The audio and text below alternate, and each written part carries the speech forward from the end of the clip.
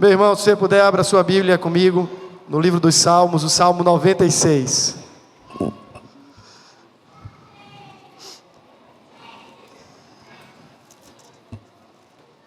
Salmo de número 96.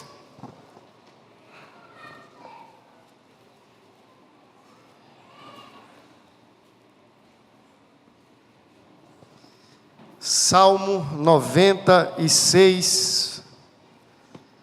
Um tributo à glória e à majestade de Deus. Se você puder colocar-se de pé mais uma vez, queria convidá-lo a fazer isso. Nós vamos ler todos a uma só voz, de forma uníssona, Salmo de número 96. Vamos ler juntos? Cantai ao Senhor um cântico novo. Cantai ao Senhor todas as terras. Cantai ao Senhor, bendizei o seu nome, proclamai a sua salvação dia após dia. Anunciai entre as nações a sua glória, entre todos os povos as suas maravilhas. Porque grande é o Senhor e muito digno de ser louvado, temível mais que todos os deuses. Porque todos os deuses dos povos não passam de ídolos. O Senhor, porém, fez os céus. Glória e majestade estão diante dele. Força e formosura no seu santuário. Tributai ao Senhor, ó famílias dos povos.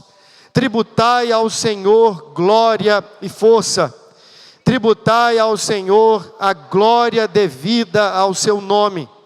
Trazei oferendas e entrai nos seus átrios. Adorai o Senhor na beleza da sua santidade. Tremei diante dele todas as terras. Dizei entre as nações: reina o Senhor. Ele firmou o mundo para que não se abale e julga os povos com equidade. Alegrem-se os céus e a terra exulte. Ruja o mar e a sua plenitude. Folgue o campo e tudo o que nele há. Regozijem-se todas as árvores no bosque. Na presença do Senhor, porque vem julgar a terra, julgará o mundo com justiça e os povos consoante a sua fidelidade. Vamos orar mais uma vez? Senhor bendito, nós lemos a Tua palavra, nós pedimos em nome de Jesus, que o Senhor fale conosco, no poder do Espírito Santo. Oramos para que o Senhor desvende os nossos olhos, a fim de que contemplemos as maravilhas da Tua lei. E que ao final desse sermão, Cristo seja ainda mais glorioso aos nossos olhos. Tudo aquilo que Ele é, perfeitamente, completamente, que aumente a nossa compreensão da sua majestade, ó Senhor. Nós queremos sair daqui ainda mais fascinados pela Tua glória, encantados com a Tua santidade, para tributarmos o louvor do Senhor aqui e onde o Senhor nos levar, tanto agora quanto para todo sempre. Nós oramos em nome de Jesus. Amém e amém. Você pode sentar. John Piper, parafraseando a teologia de Jonathan Edwards, disse em certa ocasião que missões existem porque não existe adoração. Todo trabalho missionário que você conhece, desde os primórdios, a partir de Gênesis 3, quando o próprio Deus prega o Evangelho, Gênesis 3, versículo 15, estabelecendo uma linhagem de cisão entre a descendência da mulher e a descendência da serpente. Ali é anunciado o famoso proto-evangelho, em que Deus haveria de colocar em ordem todo o caos trazido pelo pecado, e o faria por meio da encarnação do seu filho, o filho da mulher, o descendente prometido. Desde então, aquilo que poderíamos dizer que era tão somente uma missão doxológica, gloriosa, sem a necessidade da proclamação, da salvação e da redenção, agora fez-se necessário que em Abraão isso ficasse preconizado, o povo de Deus, povo escolhido, fosse de canto em canto, de nação em nação, de cidade em cidade, de viela em viela, para anunciar a glória do Senhor. Veja, tem um livro do Dr. Shum, ele esteve aqui conosco, e ele discorre sobre a missão primordial, que vai de Gênesis 1 a Gênesis 11. Ali, ele se debruça a defender uma tese que antes mesmo daquilo que a gente conhece como missão querigmática, proclamadora, já havia missão. Mas a missão era feita de uma forma muito mais simples. Era só procriar. Você tinha filhos e reproduzia a imagem de Deus no mundo. Afinal de contas, Deus nos criou a sua imagem e semelhança. Nós fomos feitos com uma natureza sacerdotal. Eu já falei isso aqui em outra ocasião. Quando Deus planta Adão e Eva no jardim, diz que eles receberam, dentre outras coisas, um mandato para cultivar e guardar. Esses dois verbos que aparecem ali, reaparecem pela segunda vez na função dos sacerdotes no templo. Os sacerdotes foram colocados no tabernáculo e posteriormente no templo com a função e o mandato de cultivarem e guardarem, como liturgos daquela santa adoração ao Senhor. Deste modo, o homem perfeito, criado para a adoração do Deus perfeito, reproduziria a glória de Deus, reproduzindo a imagem de Deus por meio da procriação. Só que você lembra que eles pecaram. E em Gênesis capítulo 3, você tem uma interceptação do pecado naquele plano que deveria correr livre, liso. Aí o pecado entrou na história e fez-se necessário um redentor e uma mensagem de redenção. A partir de então, fazer filhos, procriar, já não é apenas um meio de dar seguimento a essa missão de espalhar a glória de Deus entre todos os povos. Continuem fazendo isso. Isso é importante, mas não basta. Os nossos filhos, eles também nascem sequelados pelo pecado. Os nossos filhos nascem marcados pela queda. E por essa razão, eles também necessitam de um redentor e de uma mensagem de redenção. Desde Gênesis 3, então, Deus se apropria de homens para instrumentalizar o seu plano. E o método de Deus agora é a proclamação, a anunciação da sua glória, das verdades do seu evangelho, para que aqueles que estão mundo afora, adorando falsos deuses, possam se voltar em vera adoração ao Senhor e tributar somente a Ele a glória devida ao seu nome. No final das contas, a gente olha que todo o enredo bíblico, incluindo a redenção, tem como fim supremo a adoração. A história das Escrituras é de um Deus que criou todas as coisas para o louvor do seu nome. O pecado foi ali se enxertando por uma questão da levianidade do coração dos nossos primeiros pais, em acudir nos seus ouvidos a proposta sagaz da serpente, e a partir de então a adoração continuou sendo o emblema da vida humana, porém não apenas a adoração ao verdadeiro Deus. Agora, o homem caído passa a eleger para o seu coração deuses outros, que são falsos, que são nulos, que são vãos, segundo a Bíblia. De modo que a missão da igreja não é dizer para os povos que eles devem adorar. Eles já fazem isso. Se você sair daqui, você for no sertão, ou do outro lado da sua rua, do outro lado da sua casa, ou quem sabe atravessar uma fronteira para além mar, você vai se deparar com pessoas que estão adorando alguém ou alguma coisa. A adoração continua sendo o núcleo fundamental da existência humana, de modo que nós não conseguimos viver sem adorar. Fomos criados para isso, essa é a condição almática da existência. Eu existo para adorar, mas aí tem um problema do pecado. Por isso, Edwards, na sua teologia, que ele fala muito do contentamento em Deus, da glória de Deus, e aí Piper vai dizer que o resumo dessa teologia poderia ser: nós só precisamos abraçar esse negócio de grande comissão e nos envolver nessa seara santa, porque não existe verdadeira adoração entre todos os povos. Então o problema das nações é um problema em torno da adoração, no caso da falsa adoração e o desconhecimento do verdadeiro Deus, para que então possam adorá-lo. Eu fiquei pensando sobre o que deveria pregar. Já estou caminhando para as últimas semanas aqui. E eu disse, eu queria deixar pelo menos 2 mensagens, que estão contidas exatamente no Salmo 96. O meu desejo é que você possa viver uma vida mais fascinado, mais encantado com a glória de Deus. Se no final das contas, não apenas ao final desse sermão, mas ao longo da sua lida, da sua caminhada, da sua vida, você se tornar alguém mais inflamado, mais ardoroso por Cristo, por sua glória, mais apaixonado e zeloso pela sua majestade. Eu acredito que nós começamos a entender um pouquinho da razão de estarmos aqui, que é para nos maravilharmos com aquele que nos fez e nos refez em Cristo Jesus, para andarmos pasmos, estupefatos diante dele, dizendo que Deus é esse. E todos os dias, quando acordarmos, nós temos ainda outro vislumbre que nos deixa ainda mais admirados diante dele, rendidos e prostrados diante dele, dizendo assim: como esse Deus é maravilhoso. E na semana seguinte, a gente tendo já conhecido muita coisa, vindo a outros cultos e ouvindo outros sermões, a gente diga assim: meu Deus, eu ainda estou mais admirado por esse Deus, com maior desejo no meu coração de devotar a Ele a minha adoração como forma de vida. Se isso acontecer, meus irmãos, eu entendo que teremos compreendido minimamente a razão de estarmos aqui. Mas não para por aí. Nós não podemos nos contentar com maravilhamento, com admiração, e sairmos daqui tão somente maravilhados, como que com a face brilhando, estando na presença de Deus, a semelhança de Moisés. Isso precisa atear fogo nos nossos pés, não apenas no nosso coração.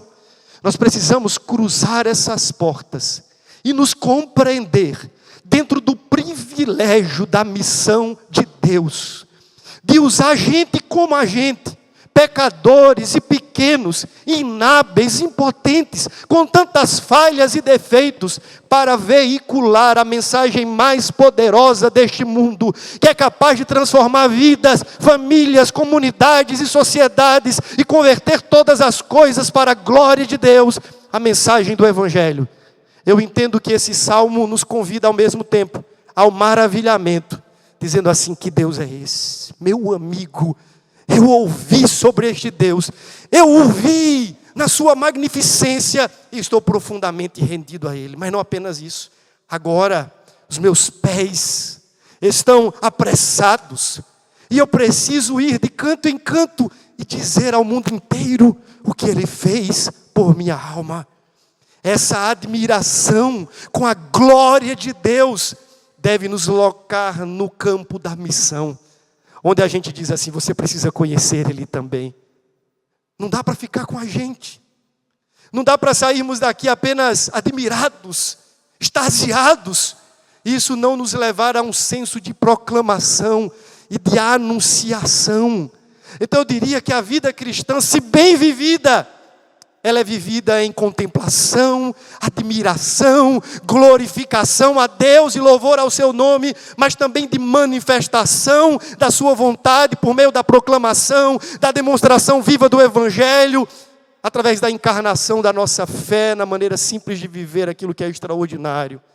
Seja lá como for, meu irmão, o meu desejo, a minha oração é que ao final dessa reflexão, você saia daqui mais maravilhado e mais encorajado à missão, mais admirado e fascinado com o Deus a quem pregamos, e ao mesmo tempo mais apressado no seu coração para fazê-lo conhecido a outros.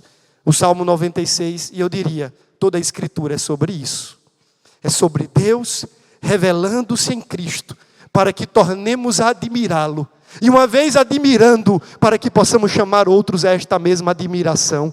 No final das contas, a Bíblia é sobre o culto, mas não esse culto, um grande culto cósmico, que Deus já preparou de antemão, e Ele está reunindo as nações, Ele está chamando os seus convidados, para então estarem um dia diante dEle, onde Ele vai estar no seu trono, reinando glorioso, e então pessoas de todas as tribos, povos, línguas e nações, os convidados daquele culto, estarão ali, para devotar ao Cordeiro, ininterruptamente, pelos séculos dos séculos, a honra, a glória, o louvor, a força, que são devidos ao seu nome.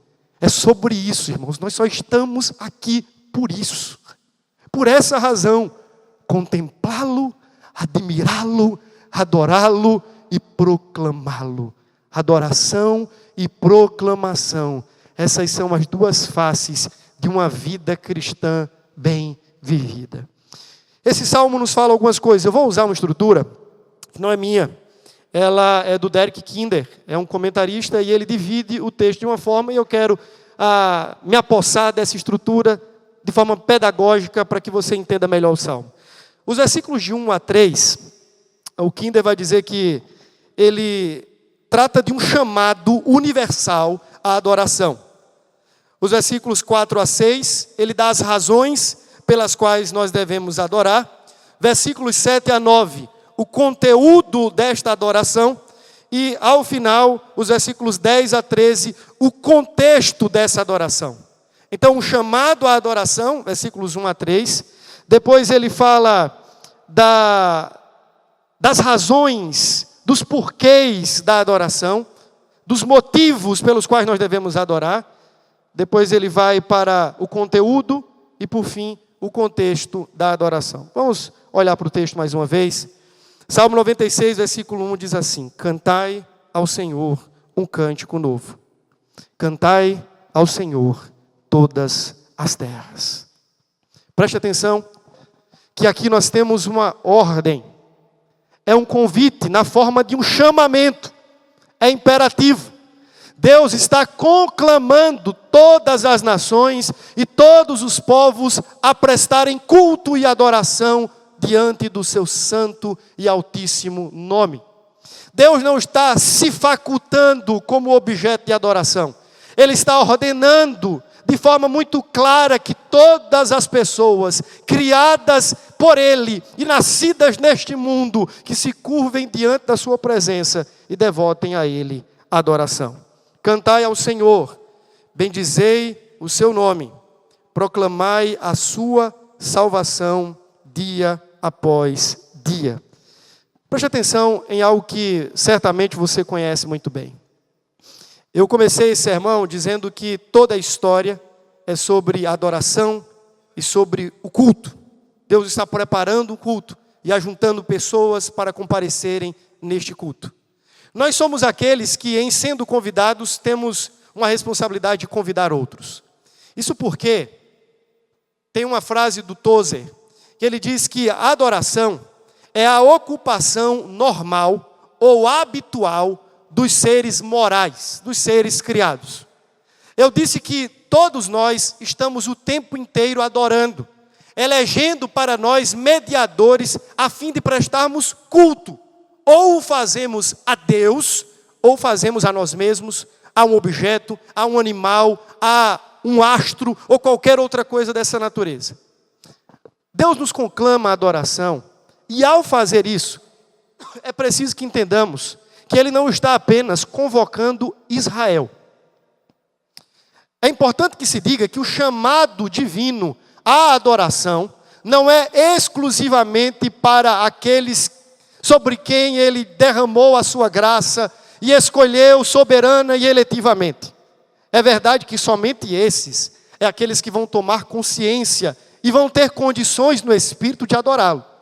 Qualquer pessoa fora de Cristo é incapaz, é inapta de adorar a Deus. Nós sabemos disso. Elas podem até participar de um culto como esse. Como espectadores, eles podem vir a um culto, ouvir um louvor, cantar um louvor, escutar uma pregação, mas a adoração viva, ela é fruto dos lábios que confessam Jesus Cristo como Senhor. Mas apesar disso, Deus está chamando todos os povos, de modo que todas as nações, e eu diria ainda mais, toda a criação é devedora de adoração a Deus. No Salmo 100, salmo que você conhece bem, diz assim: celebrai com júbilo ao Senhor todas as terras, servi ao Senhor com alegria, apresentai-vos diante dele com cânticos. E aí ele dá duas razões para isso. Por quê? Primeiro, porque ele nos fez. O ato da criação, ou seja, o Deus Criador, tem por direito a devoção e o tributo de louvor de todas as coisas. Da planta ao grande animal que nada nos oceanos, as grandes aves que estão nos cimos dos montes, os indivíduos dos menores aos maiores, todos estão sendo conclamados à adoração a Deus por um fator: Ele é o nosso Criador. E nós devemos, É tanto que, se você avançar um pouquinho, a linguagem do Salmo se assume como uma tributação. O que é um tributo? É um dever, certo? Eu estou tributando, eu devo, e eu estou, entenda a linguagem, pagando aquilo que devo. É um reconhecimento na forma de um dever. Eu estou dando a Deus não porque simplesmente gosto de fazê-lo.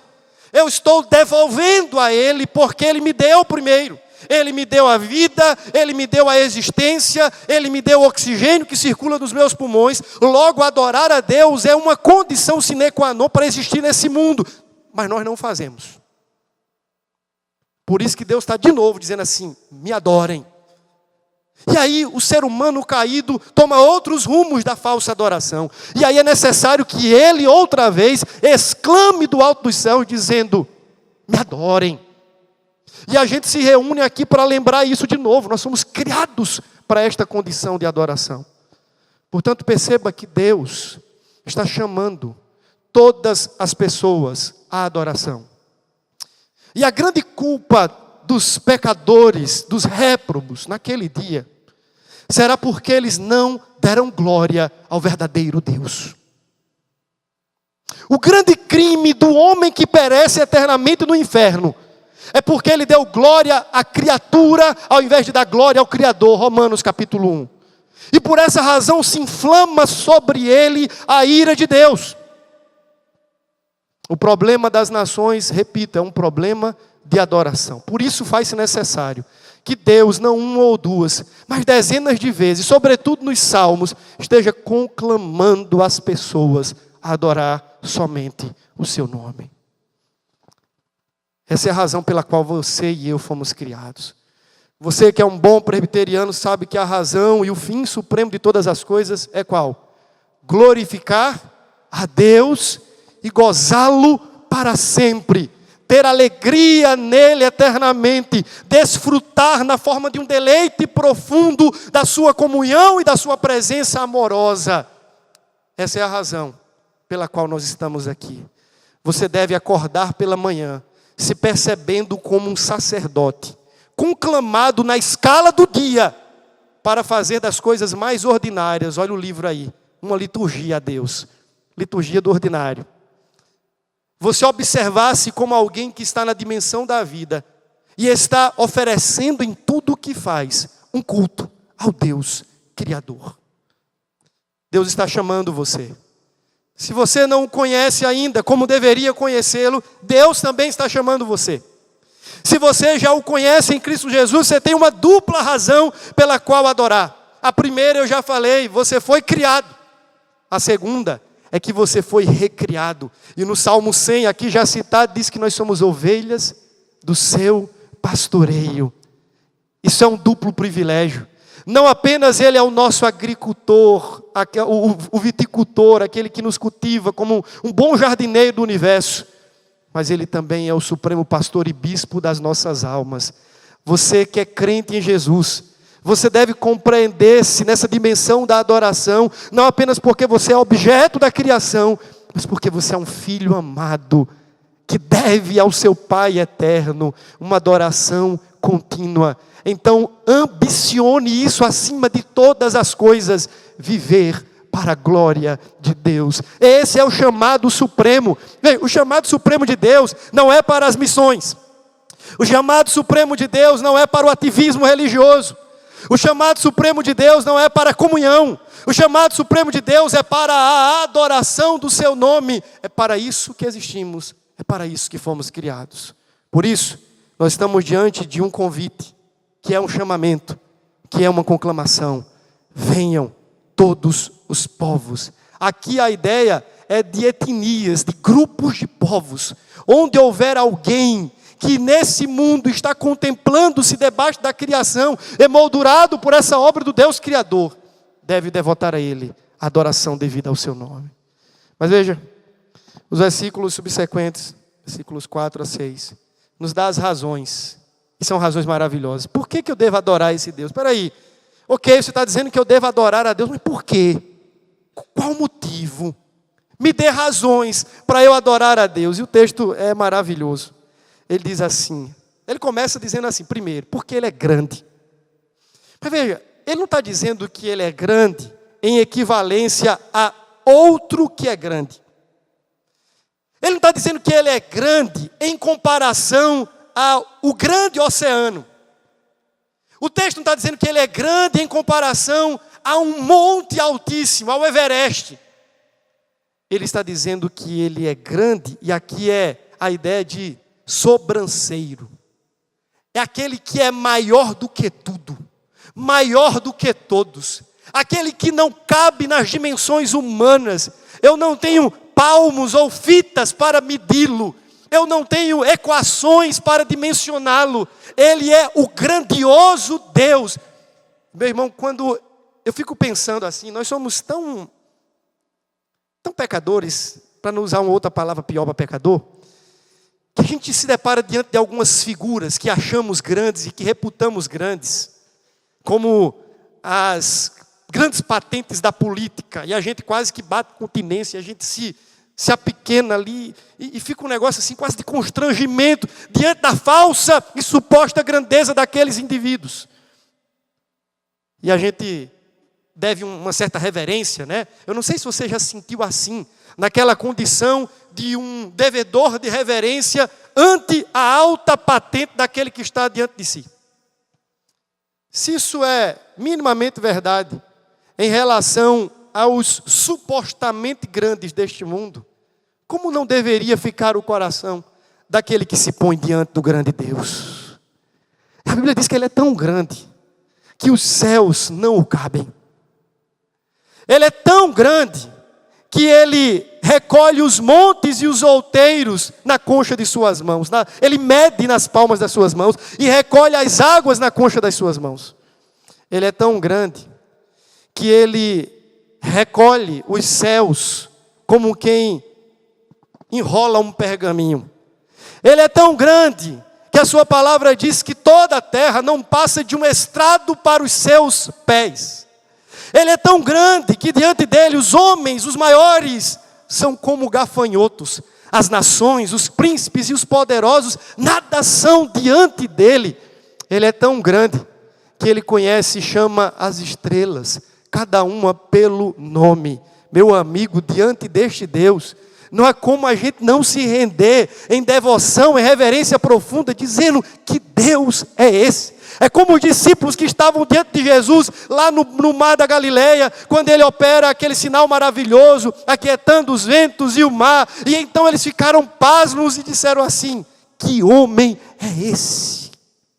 Que até o vento e o mar lhes obedecem. Meu amigo, eu fico pensando assim, eu sei que é graça e é obra do Espírito no coração, e por mais que dessemos todas as evidências para o homem caído, para o homem pecador, para que ele cresça em Deus com base nas evidências, ele não creria, eu sei disso. Mas meu amigo, quando eu olho para a grandeza, não estou falando da grandeza da criação, estou falando da grandeza de Deus, que se revela na criação. Eu fico olhando para o mar. Eu fiz uma música um tempo atrás, e eu sempre que passava na janela do apartamento, eu vejo o mar, e eu digo assim, nem sempre o que a gente vê, a gente observa. E eu passava, olhava, mas não observava, passava, olhava, não observava, mas teve um dia que eu parei, eu disse, faz tanto tempo que eu não observo aquilo ali. E eu parei, fiquei olhando, mirando aquela grandeza oceânica, aquele horizonte aos meus olhos infinito.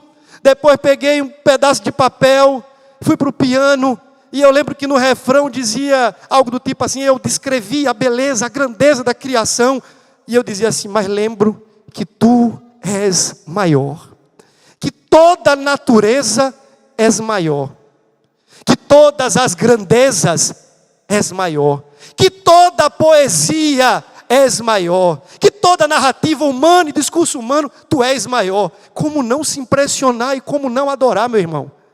Se você diante desse Deus não consegue devotar, meu irmão, duvide da sua conversão. Duvide mesmo. Talvez faça a oração do pecador de novo. Bata no peito e se arrepende, porque diante dele, o pessoal me pergunta assim, por que tu só prega agoniado? É porque quando eu fico diante desse Deus, que eu admiro, eu digo assim, meu amigo, dá vontade de sair correndo, a minha vontade de pregar correndo de um canto para o outro aqui, porque eu digo assim, meu amigo, eu estou extasiado, Todas as vezes que eu falo dele, eu sou impactado de volta com a palavra que diz assim: que Deus é esse? Ele é grande, meu amigo. Ele é grande, maior, maiúsculo. Ele é grande. Portanto, adorá-lo deveria ser algo tão natural. Olhar assim e dizer assim: ô Senhor, que coisa boa é adorar o teu nome. Mas terrivelmente estamos marcados pelo pecado. Mas o texto vai dizer ainda que ele é digno. Ele é digno. Isso me lembra Apocalipse, capítulos 4 e 5. Naquele momento, na sala do trono, em que houve um choro e um clamor celestial, porque naquela ocasião acharam um livro que estava atado com 7 selos, e alguém exclamou que não havia um digno de abrir aqueles selos. Até que entra na sala o Cordeiro, e diz a palavra que o Cordeiro tomou o livro nas mãos, desatou os selos, e eu fico imaginando que o cântico daquela ocasião era: digno é o Cordeiro. E o texto vai dizer isso, de receber honra, glória e louvor, porque todas as coisas criaste, sim Senhor, todas as coisas fizestes para o louvor da tua própria glória. Ele é digno, ele é merecedor. Mas o texto vai dizer ainda sobre o digno. Deixa eu explicar uma situação. Talvez as pessoas aqui não saibam, mas aqueles que foram para os avanços missionários comigo me ouviram falar algumas vezes que o Cordeiro é digno. Esse ano a SAF me presenteou com essa frase esculpida ali na madeira. E o porquê disso deve-se a esse salmo, mas há uma história. Na época eu pastoreava em Bonito, e naquela ocasião recebi um missionário que há aproximadamente 13 anos estava trabalhando naquela região ali, do que se chama Cabeça do Cachorro, que é a pontinha de Manaus, já subindo ali, na verdade do Amazonas, subindo para a Venezuela. E ele estava há 11 anos no campo, depois ele havia retornado para São Gabriel da Cachoeira. Numa dessas vindas, ele foi a Bonito, nós éramos uma das igrejas parceiras, e naquele ano, havia sido bem difícil para aquela família, porque a filha mais velha, por volta de 11 anos mais ou menos, a partir daquele ano, teria que passar um tempo maior na cidade de Manaus, nas Novas Tribos do Brasil, sendo criada e cuidada por outros missionários, porque agora na aldeia eles já não teriam condições de dar continuidade a um programa de educação. E eles estavam certamente com os corações partidos. Zenilson e a esposa estavam ali. E eu fiquei muito impactado com a disposição de coração, a rendição, a entrega. E ele talvez nem saiba do impacto do que ele falou. E eu perguntei assim: meu irmão, eu sei, eu sou crente, você é crente, a gente é crente. O que está por trás dessa devoção profunda, dessa entrega? E naquela ocasião, a resposta dele para mim foi: é porque o Cordeiro é digno. Aquilo veio de forma avassaladora na minha alma. E eu disse: o Cordeiro é digno. Depois eu li na história de Zinzendorf que alguns missionários moravianos se venderam como escravos a fim de pregarem a palavra de Deus numa ilha onde só escravos poderiam entrar.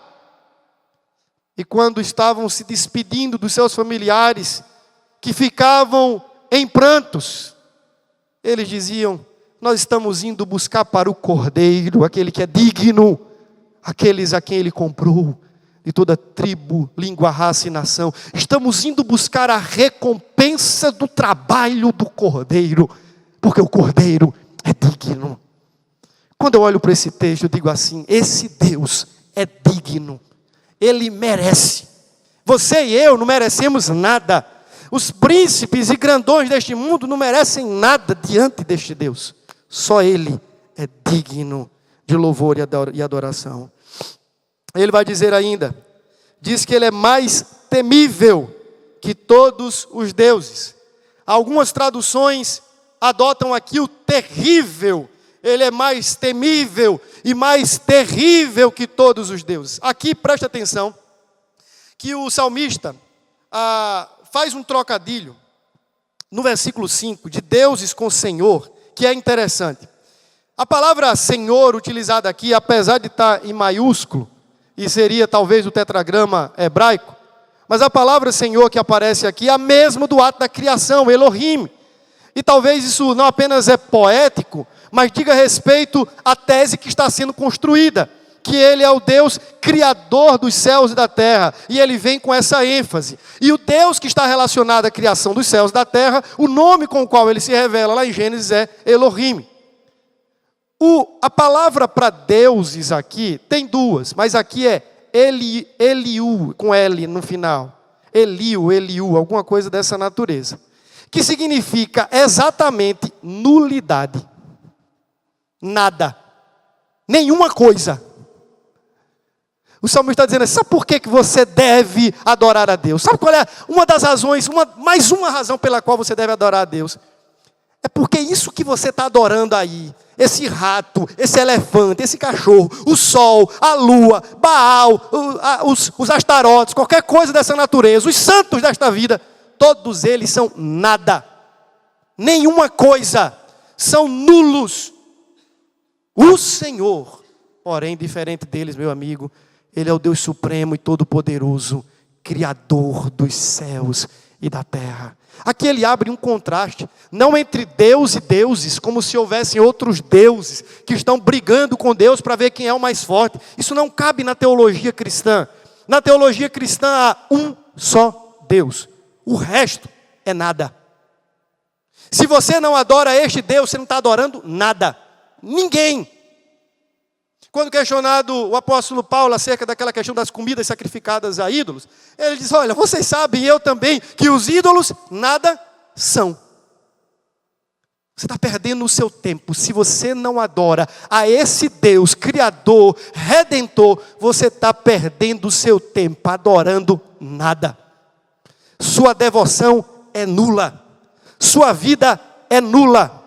Porque a Bíblia diz no Salmo 115 que nós nos tornamos aquilo que adoramos. Tornem-se semelhantes a eles, aqueles que o fazem. Portanto, meu amigo, o texto vai dizer que nós devemos adorar a Deus, porque só há um a quem devemos adorar. Você lembra do Shema Israel? Qual era a tônica? Ouve, ó Israel, o Senhor nosso Deus é o quê? Único Senhor. Ponto.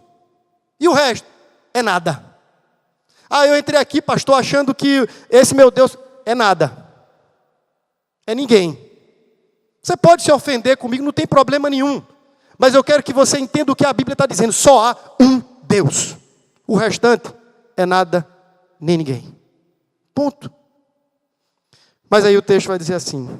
Todos os deuses dos povos, aquilo que eles chamam de deuses, não passam de ídolos. O Senhor, porém, fez os céus. Versículo 6. Glória e majestade estão diante dele. Força e formosura no seu santuário. Agora, avance comigo só para o versículo 10. Dizei entre as nações, reina o Senhor. Por que nós devemos adorar? Porque Deus é o grande rei. A ideia da majestade aqui, da beleza, da pompa e da formosura, é de alguém que está agora se defrontando com uma figura real, com um monarca. E agora, deparando-se com ele, ele está tão admirado com a beleza das suas vestes, que aqui são vestes de santidade. Eles estão tão, dizendo assim, me belisca aqui para ver se é isso mesmo. A formosura dele é tão grande. Ele é o Rei dos Reis, o Senhor Supremo. E, portanto, eu devo a Ele a minha adoração. Nós devemos adorar a Deus porque Ele é grande, grandioso, todo-poderoso, Criador dos céus e da terra, digno e merecedor da nossa adoração. E o Rei Supremo, diante de quem nós temos que nos curvar e beijar os seus pés. Qual é o conteúdo, meus irmãos, dessa adoração? Veja comigo, por gentileza, os versículos de números 7 a 9.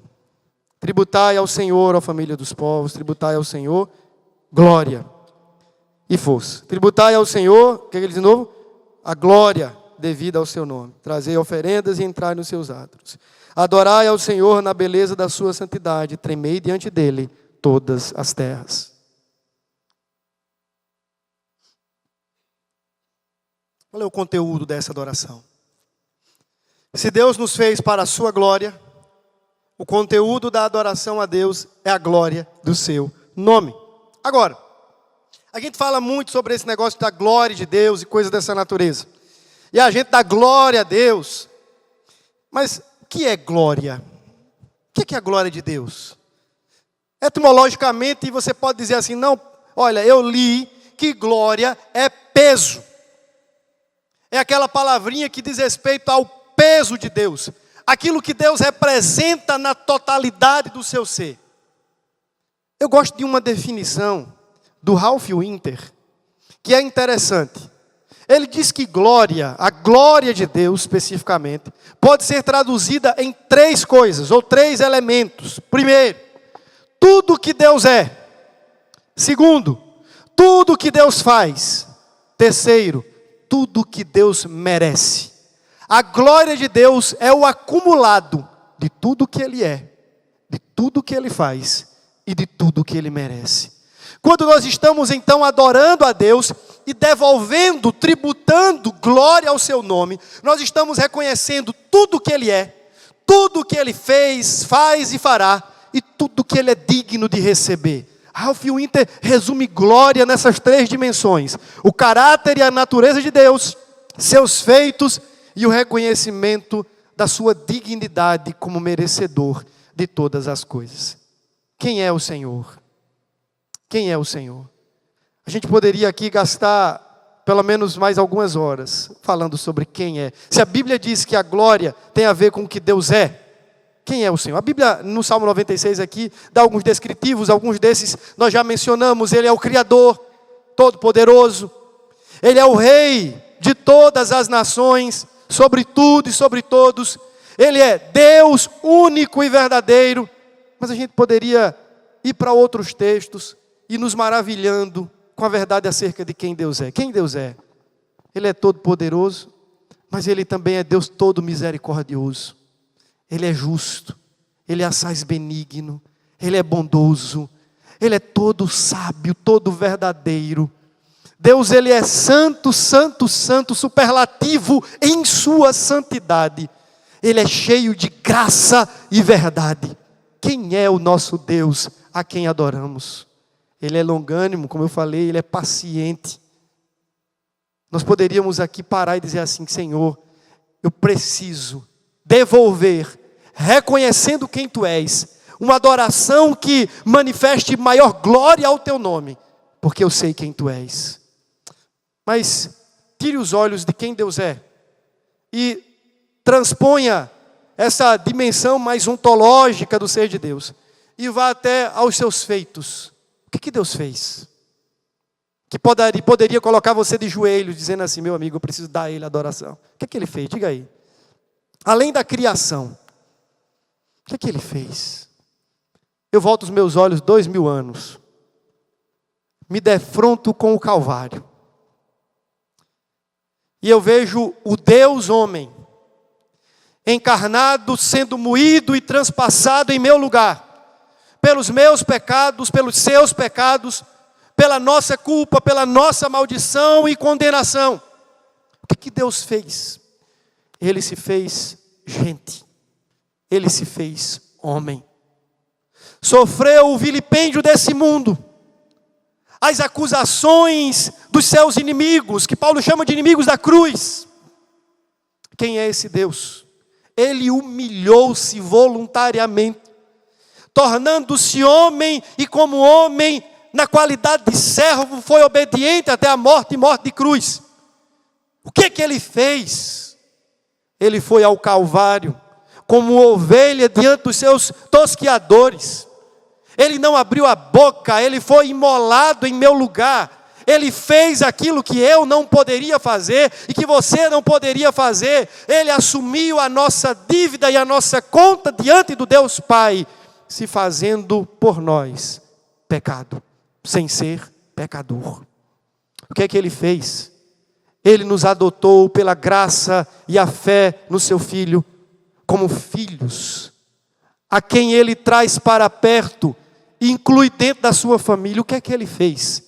Ele me perdoou e Ele lhe perdoou. Nos deu um novo nome e uma nova história por meio daquele que nos amou. O que é que Ele fez? Ele nos declarou inocentes pela obra justa de Cristo Jesus e declarou-nos então livres de toda condenação e de toda acusação. O que é que Ele fez?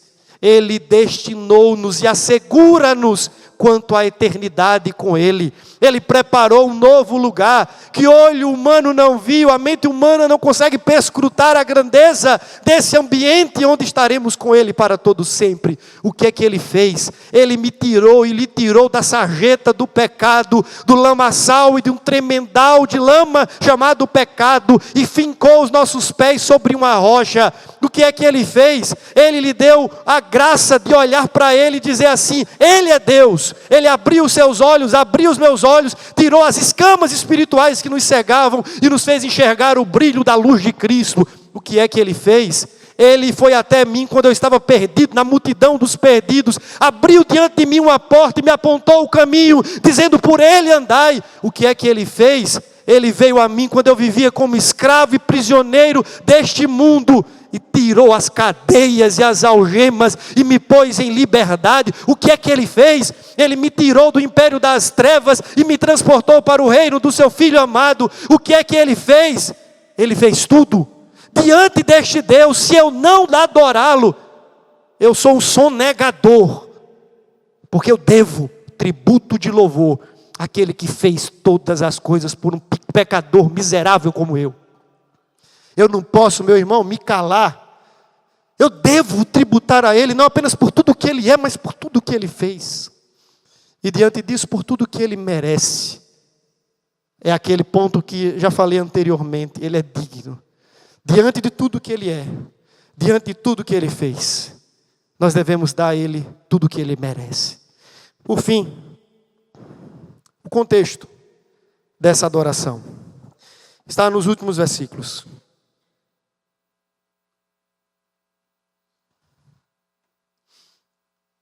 Se o nosso chamado é ao mesmo tempo um chamado para a contemplação, a adoração e também para a proclamação e a anunciação, se somos convidados pelo Senhor a estarmos diante dele estupefatos e pasmados, mas também inquietados e acelerados para proclamá-lo a outros, os versículos de 10 a 13 nos oferecem o contexto para que isso aconteça. Ele diz: digam entre as nações, reina o Senhor.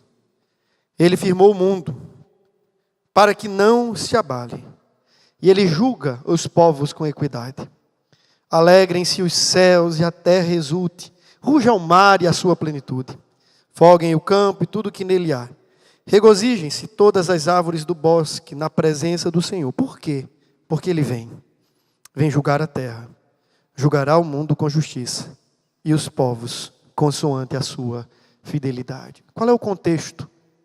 Aqui o contexto é o contexto do fim.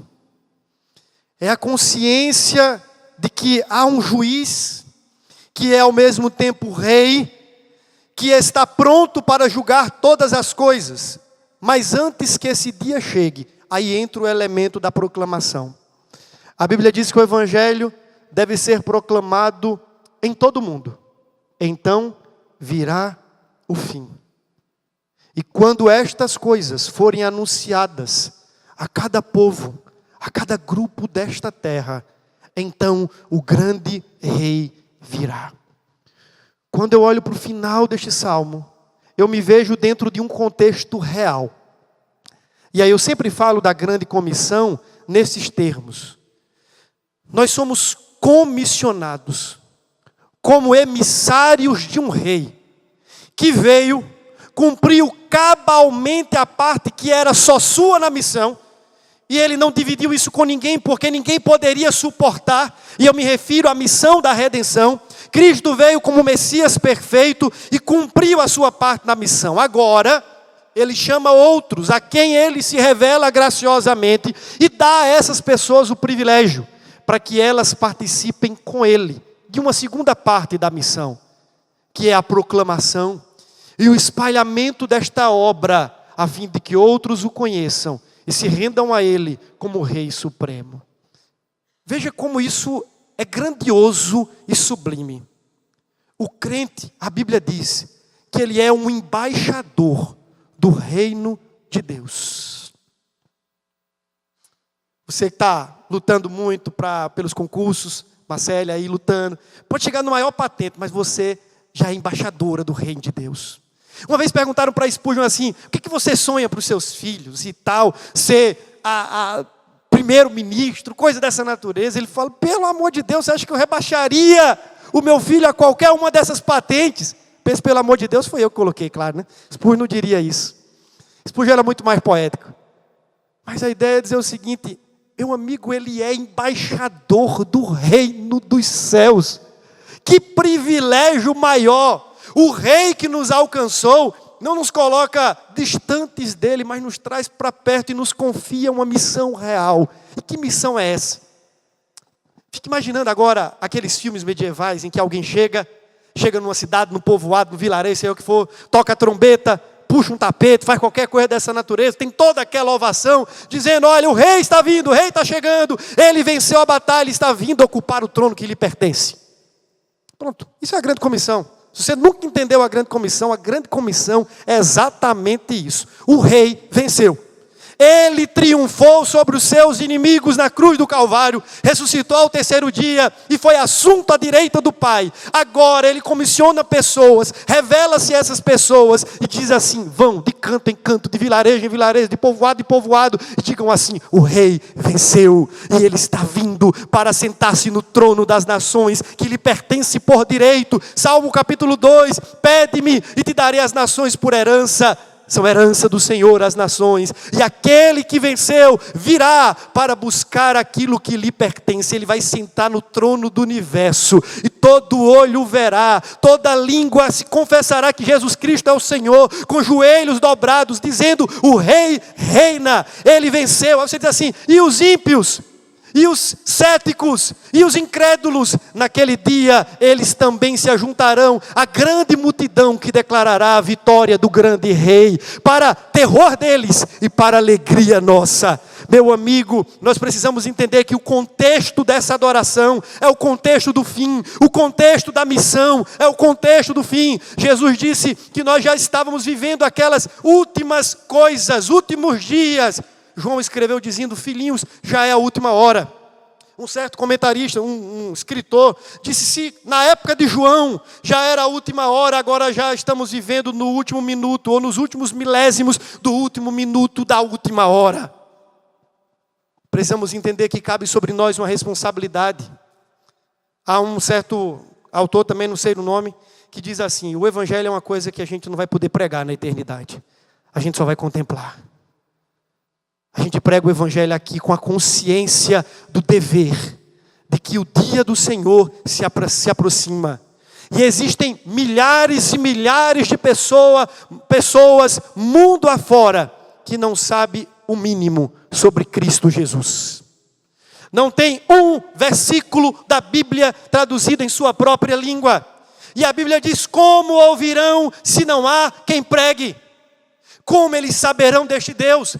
Como eles poderão fazer parte neste culto cósmico? Como é que eles poderão participar da alegria que temos em Cristo Jesus e se deleitar no Senhor e tomar parte nessa alegria das nações, se eles nem sabem que Ele é Deus, não na dimensão especial que nós sabemos, se eles não reconhecem a grandeza de Deus, das obras de Deus, como poderão adorá-lo? Você que está em busca de algo grandioso para a sua vida, e parece que está virando cada vez mais comum, né? Até porque fomos criados para algo grande, e nos apequenamos, não sei se a palavra existe, mas é isso mesmo. Dentro desse propósito glorioso de Deus, atrás de coisas que a gente acha que é grande. Mas eu queria dizer para você, meu irmão, que Deus lhe criou para um propósito global, grandioso, maravilhoso. E você deve se ver no lugar onde você está, nas condições que Deus lhe colocou, como alguém que está servindo a este propósito glorioso. Você não precisa ir atrás de um propósito maior. Não, não. Se você se compreender dentro desta missão, você já está diante de um propósito gloriosíssimo. Dizer assim, meu amigo, eu sendo quem sou, ele sendo quem ele é. Ele diz assim, vem comigo. Eu poderia fazer tudo sozinho, mas quero fazer através de você. Isso dá um senso de propósito gigantesco. Eu posso ser um instrumento nas mãos do Deus que não precisa de nada e nem de ninguém. Se isso para você não lhe der propósito e sentido, o que é que mais pode dar? Só que nós não temos o tempo todo. O rei está vindo. E ele vai julgar as nações. Para nós que estamos em Cristo, aquele dia será um dia de grande celebração. Mas para aqueles que estão apartados do Salvador, será um dia de grande pavor. Eu encerro as minhas palavras com uma citação de Spurgeon, que não é literal, mas é uma paráfrase. Quando questionado acerca da doutrina da eleição e a sua relação com a obra missionária, Spurgeon disse assim, ok, você quer fazer da doutrina da eleição uma mola ou uma muleta para a sua preguiça? Isso é paráfrase. Olhe para a doutrina da grande eleição, da eleição como mola e não como muleta. Quando Paulo chegou em Éfeso, ele diz, rapaz, eu tenho que ficar mais tempo aqui porque Deus tem muito povo nessa cidade. Isso é mola propulsora. Rapaz, Deus tem um povo nessa cidade. A garantia de que a missão não será em glória, não será infrutífera, é que Deus tem um povo ali. E eu vou para anunciar e trazer para o Cordeiro a recompensa do seu trabalho. Outros fazem da doutrina da eleição uma muleta. Não, Deus chamou, Deus elegeu, eles virão a Cristo. Isso é coisa de Satanás. Deus não apenas decretou o fim, que é a eleição, Ele decretou o meio pelo qual as pessoas eleitas virão, a proclamação do Evangelho. Alguém precisa falar para que alguém possa ouvir. E esse alguém precisa você e precisa ser eu. E aí Spurgeon disse assim, ok, se os impenitentes, os pecadores, tiverem que ir ao inferno, que eles vão. Agora, que eles sintam as minhas mãos nos seus tornozelos. Que eles ouçam os meus gritos dizendo, fiquem. O que Spurgeon estava dizendo é que se um pecador tiver que perecer eternamente, entenda, eu não estou desconstruindo nada acerca da doutrina da eleição, que não seja por conta da nossa omissão, mas que eles estejam ali, tendo a ciência de que as nossas digitais estão nos seus tornozelos, os nossos gritos e os nossos berros estão nos seus ouvidos, e que eles então pereçam, sabendo que um dia ouviram o mesmo que nós ouvimos, a grandeza do precioso Evangelho de Cristo. Vamos orar? Senhor, Tua palavra é gloriosa. E eu peço a Deus, assim como comecei essa mensagem, pedindo ao Senhor que o Senhor nos faça mais admirados com o Senhor. E também mais engajados na Tua missão. Peço que o Senhor use essa palavra para esse fim. E que o Senhor receba a glória que é só Tua. É a nossa oração em nome de Jesus. Amém. Amém.